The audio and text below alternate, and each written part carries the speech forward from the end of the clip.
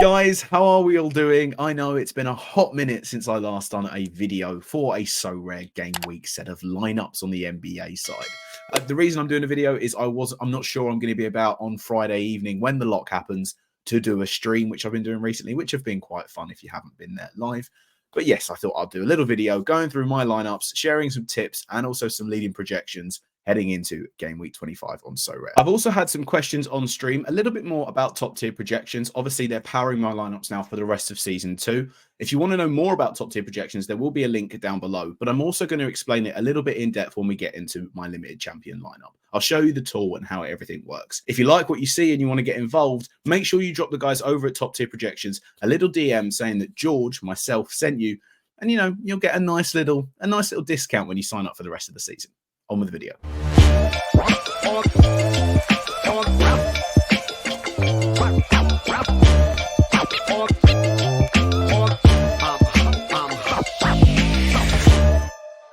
Before I jump into my lineups though, if you're not subscribed here, what are you doing? There's over 800 of us now. We're really pushing for 1,000. Drop a sub to the channel, leave a like on the video, and let's do common lineups.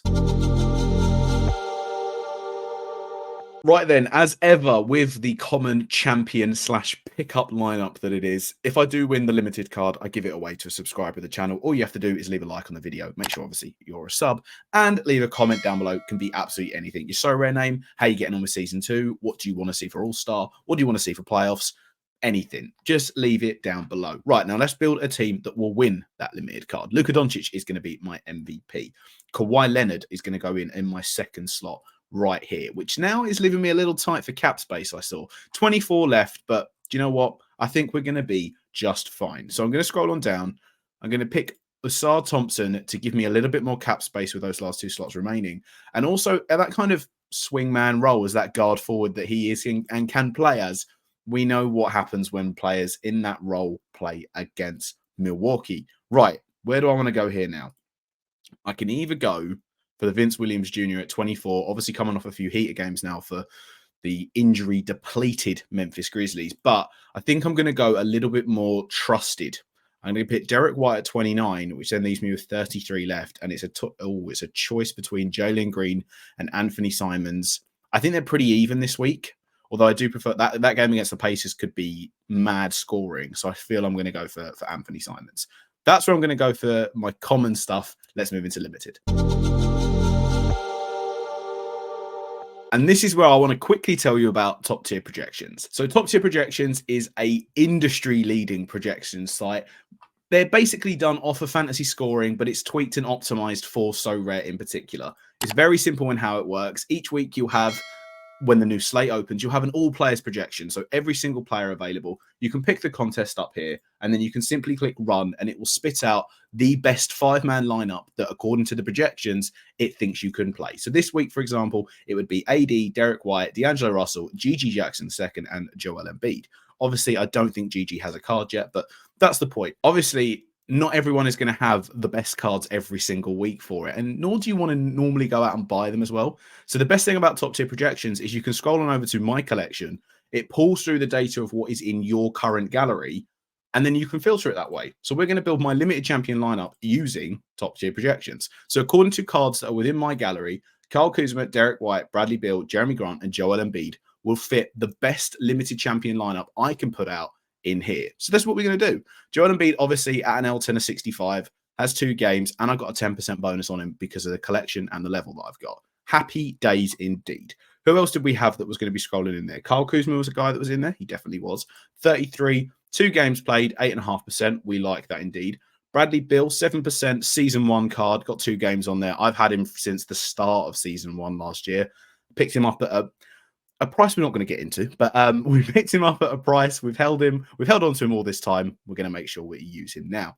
The last 2 guys then was Derek White, who we also had in our common lineup, and Jeremy Grant as well. That's how I do it.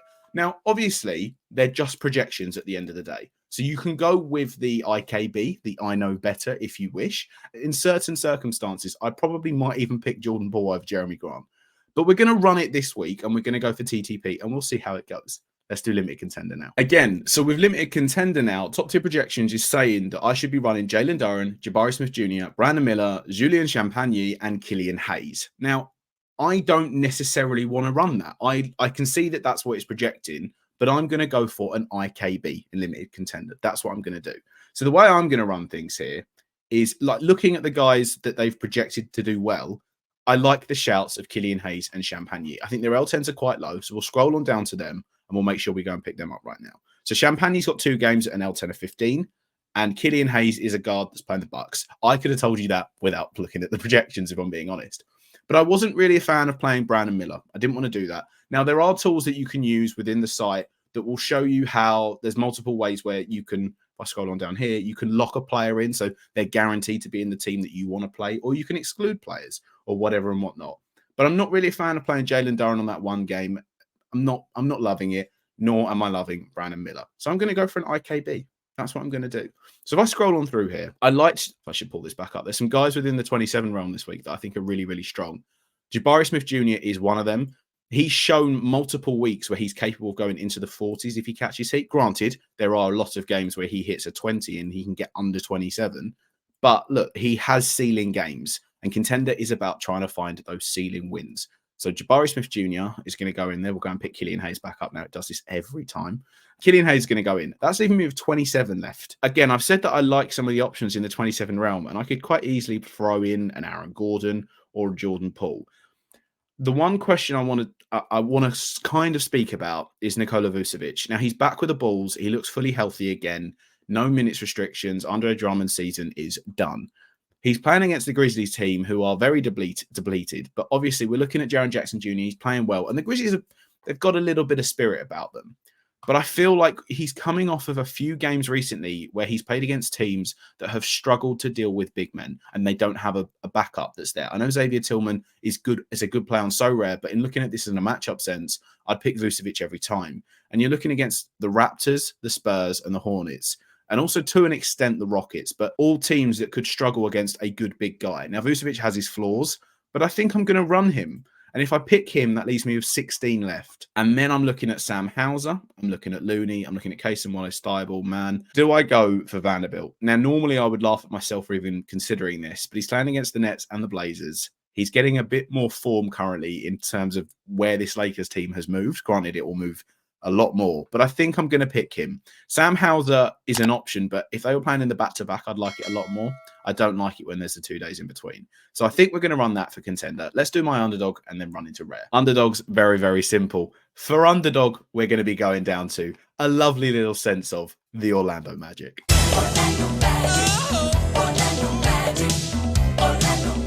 So yes, Cole Anthony's going to be going in there for me. And then, although he's not at the Magic anymore, we're going to go and pick up our Bolt card as well. That's leaving me now with 3 spots left with 10 remaining.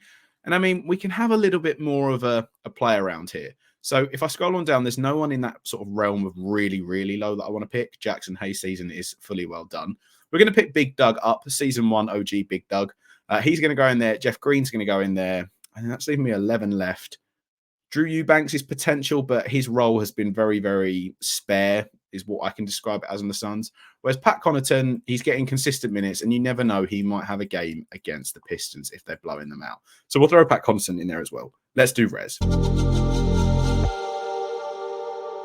Right then, it's Big Dog Rare Champion time. No one else is going to be my MVP at the minute this year than this Season 2 Anthony Davis card that I picked up. Now, it leaves me obviously with the 4 spots at 30. Now, I could go really, really like high and pick a Bam or a Devin Booker, but Devin Booker's been disappointing, I would say, from a Sorare perspective this year. He hasn't had any massive ceiling games. Anthony Edwards has been better, but are still, again, not amazing. So at their cap space right now, they're not particularly looking, they're not viable options for me in Champion as that second guy to your MVP. Damian Lillard would be this week, but I think there's actually quite a few guys, like I've said, in that low 30, high 20s range that I'm really liking the look of.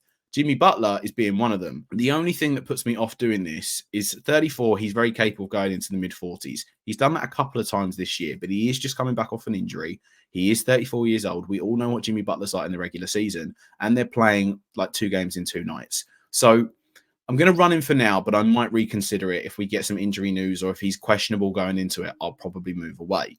The next guy is going to be Mikal Bridges. I know, again, he's looking into this. Has he got he's got a day-to-day. So I think he'll be fine. and he's probable against the Lakers. Now, at 32, he's too low. I think he can easily go in the high 40s, low 50s. He's a lock for me in Rare Champion this week in this current setup. We scroll on down. Jeremy Grant, 27. He's playing a game against the Pacers and against the Lakers, and we know what the Lakers are like this year. 27, again, for a guy that is the main guy on this Portland Trailblazers team on max money, we're looking at Jeremy Grant very well at 27. And that then leaves me with an option between Jordan Poole or Drew Holiday. Now, normally I would go for the Jordan Poole play, but I think Drew Holiday, he's coming into a little bit more of a form now. He's played a few more games in a row.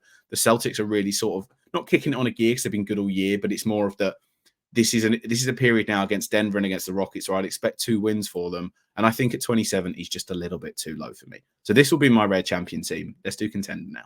If we don't play Poole in Champion, we better well play him in Contender, and that's what we're going to do. Let's go and pick Jordan Poole up. It's too fun not to play Jordan Poole, is all I'll say. The other guy I'm going to throw in there is Jaden Ivey. 29 is quite high, but I mean, look at these scores recently. Since the Pistons have, obviously, there's been a few injuries for them, and since Jaden Ivey's come into more of that settled role now, apart from when they weren't starting him at the start of the season for some reason, he's now looking much better, and obviously, it's a guard playing against the Bucks. Lock him in my lineup right now. There we go. The other guys that I want to talk about again, Jeremy Sohan has looked, he was a bit shaky at the start of the year. I've never lost faith in Sohan because he's 20 years old and he's on a team that is terrible. But I think now that he's in a more suited role, moving away from that point guard experiment that he had, he's looking like his old self in his rookie season. So I'm going to run him 2 games, Hornets and the Wizards. So, I mean, if there's a game for Jeremy Sohan to have a go at here, you can play against the Wizards and the Hornets. I think I have to pick him. If you've got a Wemby this week, play him. He's not going to play both, but whatever game he plays, make sure he's in your lineups. That's leaving me with 14 left. And like I said earlier, we're going to take another little trip on down to the Orlando Magic.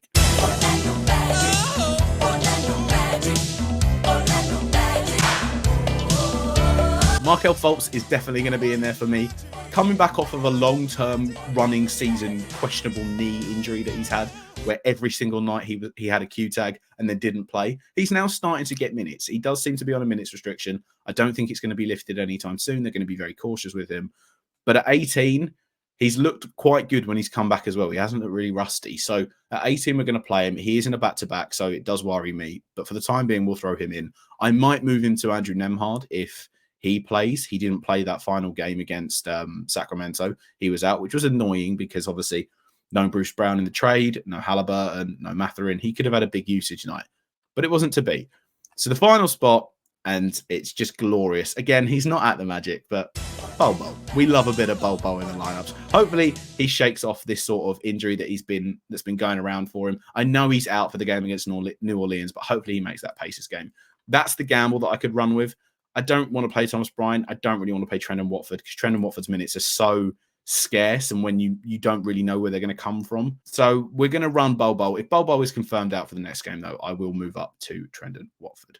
Underdog now. And then the underdog, the return of it. We're going to throw Utah in there. He's not been getting any minutes recently, but we hope and pray that he gets back in. It's a very strange one. I did think that when all of them were fit in terms of Beal, Booker, and KD, we might see Utah be deployed in a little bit more of a different system. But what they've actually done is just coaches DMP him pretty much every game since. So, maybe that changes, maybe it doesn't. If we're not going to run out some of these other guys that we've got, like Vanderbilt in here, I'm going to run him here. I think he's an okay for an underdog play, is what I'll say.